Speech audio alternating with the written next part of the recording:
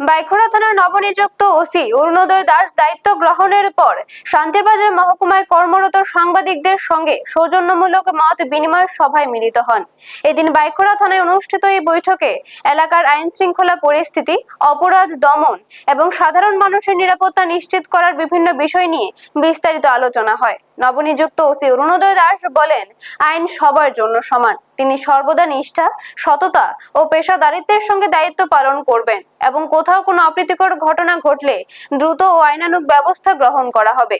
পাশাপাশি অপরাধ মুক্ত ও শান্তিপূর্ণ সমাজ গড়ে তুলতে পুলিশ ও সাধারণ মানুষের মধ্যে পারস্পরিক সহযোগিতার উপরও তিনি গুরুত্ব আরোপ করেন। বৈঠকে উপস্থিত সাংবাদিকরাও সমাজের স্বার্থে সত্যনিষ্ঠ সংবাদ পরিবেশনের পাশাপাশি আইন শৃঙ্খলা রক্ষা এবং সাধারণ মানুষের নিরাপত্তা নিশ্চিত করতে পুলিশ প্রশাসনকে সর্বাত্মক সহযোগিতার আশ্বাস দেন।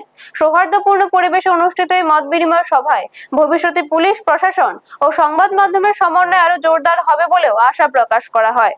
ব্যুরো রিপোর্ট, নিউজ তৎকাল 24। আপনারা দেখছেন নিউজ তৎকাল 24।